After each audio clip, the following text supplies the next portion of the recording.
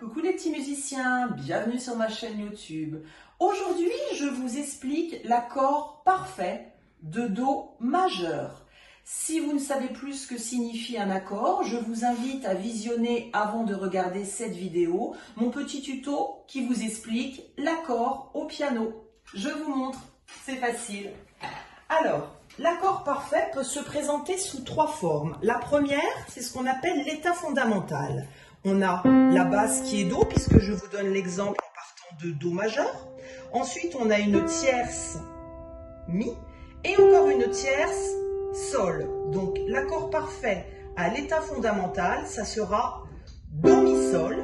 Et souvent, sur des partitions jazz ou modernes, quand les notes ne sont pas données, il y a écrit en dessous 5. Pourquoi? Parce que entre la fondamentale et la dominante, c'est-à-dire la cinquième note, il y a une quinte.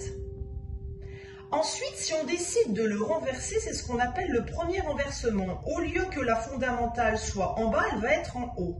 Donc ça va donner l'accord de Mi, Sol, Do. Vous voyez, le Do est en haut cette fois-ci.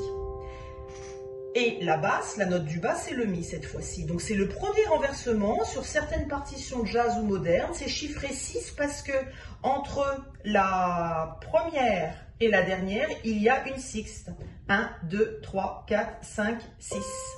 Et pour terminer, si je veux que la fondamentale ne soit plus note du bas, ni note du haut, mais note du milieu, ça va donner le deuxième renversement, c'est-à-dire Sol, Do, Mi. Vous voyez la fondamentale, le Do là est note du milieu.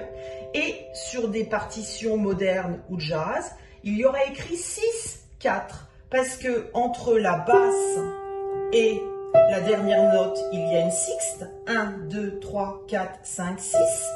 Et entre la première note et la deuxième note, il y a une quarte.